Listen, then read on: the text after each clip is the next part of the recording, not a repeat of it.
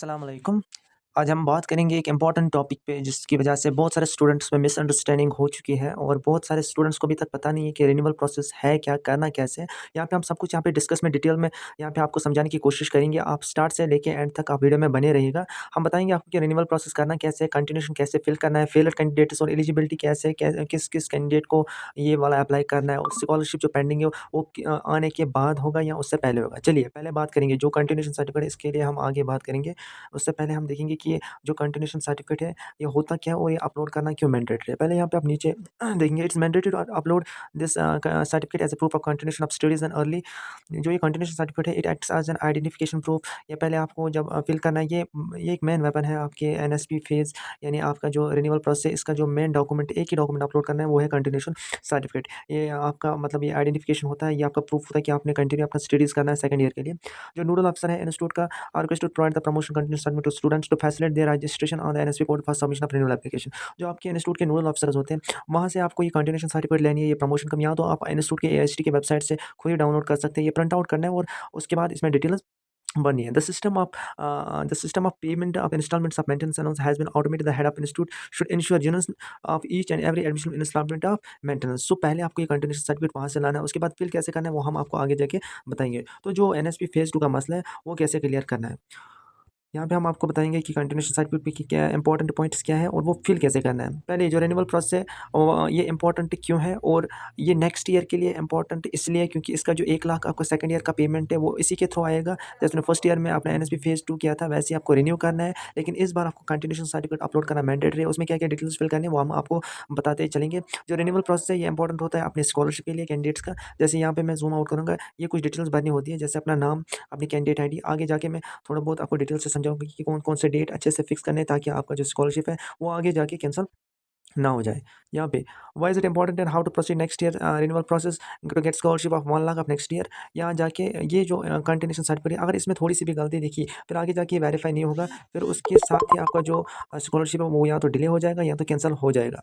बहुत सारे स्टूडेंट का सवाल होगा कि आगे हमने एग्ज़ाम नहीं दिया है, रीपेयर आया है, वो भी हम यहाँ पे आपको क्लियर करेंगे एक ही बात। जो एनएसपी का पोर्टल है वो कुछ दिन पहले ही ओपन किया है एआईसीटी ने, एंड एक इम्पोर्टेंट अपडेट है कि वो ओपन हो चुका है। अभी तक ये ओपन नहीं था for only students of 24, 25 and 25, 26।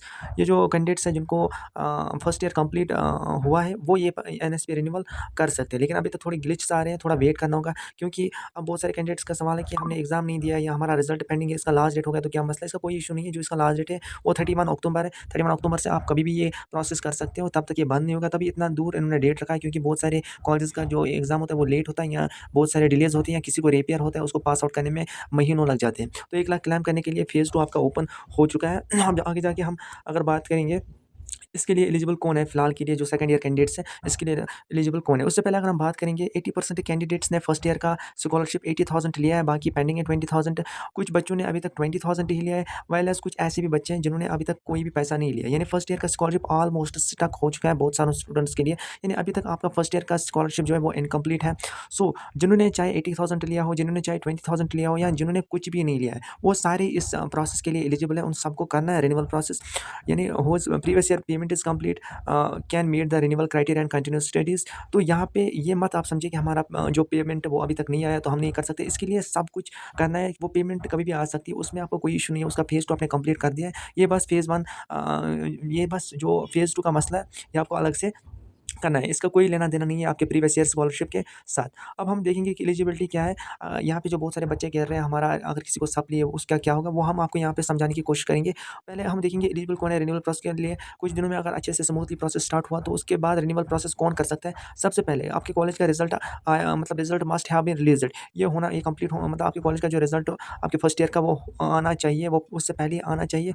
उसके बाद आपके जो ऑल सब्जेक्ट, जो भी सब्जेक्ट्स आपके फर्स्ट ईयर के वो आपने पास आउट करना मैंडेटरी है। आपका पास आउट होना चाहिए, रिपेयर नहीं होना चाहिए। इन केस अगर आपका सप्ली है या रिपेयर है, आपको अपने नोडल ऑफिसर से विजिट करना होगा, क्योंकि जो आप अपने कंटिन्यूएशन सर्टिफिकेट फिल करनी है वो जहाँ की वेरिफिकेशन उसकी होगी वो डायरेक्ट इंस्टीट्यूट के नोडल ऑफिसर से होगी। अगर वो वहाँ पे वेरीफाई सक्सेसफुली करेगा तो आपका स्कॉलरशिप कंप्लीटली आ जाएगा। अगर वहाँ पे उसने डिक्लाइन किया, आपका रिजेक्ट किया, तो आपका स्कॉलरशिप स्टक रहेगा या तो कैंसल ही रहेगा। सो इस अगर आपका रिपेयर है या फेलड सब्जेक्ट है या आपके रिजल्ट्स अभी तक नहीं आए हैं, तो वहाँ जाके आप नोडल ऑफिसर से कहें कि हम क्या ऑप्शन डालेंगे इसमें। हो सकता है वो अवेटिंग का ऑप्शन ऑप्शन डालेगा, क्योंकि वेरिफिकेशन उसी को करना है। अगर वो वेरिफिकेशन करेगा अच्छे से, तो आप जाके रिन्यूअल प्रोसेस कर सकते हो।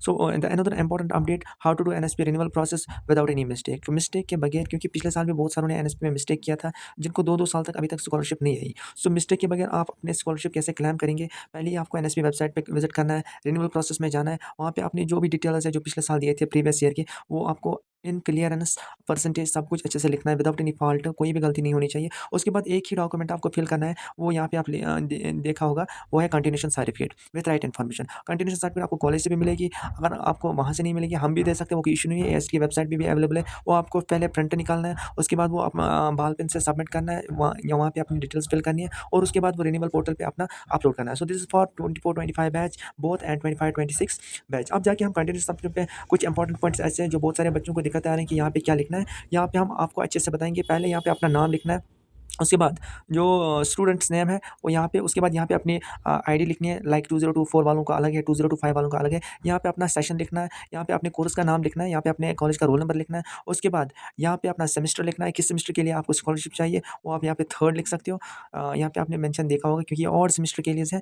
उसके बाद एकेडमिक सेशन आपको लिखना है, उसके बाद आपको लिखना है कंटिन्यू ऑफ द स्टडीज़। इस वाले जो पोर्शन में आप डेट लिख सकते हो, आपने कंटिन्यू कब तक स्टडीज़ किया है, आपका पहला साल कब तक कंप्लीट हो चुका है। सो यहाँ पे एक एक करके आप डिटेल सब कुछ फिल अच्छे से करोगे। अगर हॉस्टल में रह रहे हो, हॉस्टल का नाम लिखना है, पीजी में रह रहे हो तो पीजी का जो एड्रेस है वो वहाँ पे लिखना है। इनके सब session mention the period form. अगर आपकी इंस्टॉलमेंट सस्पेंड हुई है तो यहाँ पे आप वो कंप्लीट डिटेल्स रख सकते हो, यहाँ पे अपना सिग्नेचर डाल सकते हो। Remember without the step of institute it will not be accepted later on. So continuation certificate एक ऐसा इंपॉर्टेंट डॉक्यूमेंट है जो एक powerful weapon as that is used as a powerful weapon to get the scholarship of second year. So ये सारा कुछ important details थे candidates के लिए, जिनमें बहुत सारे कन्फ्यूजन्स थे कि करना क्या है, रिन्यूअल क्या होता है, ये क्या नए बच्चों के लिए, पुराने के लिए। So scholarship renewal and continuation certificate आपको समझ आया होगा।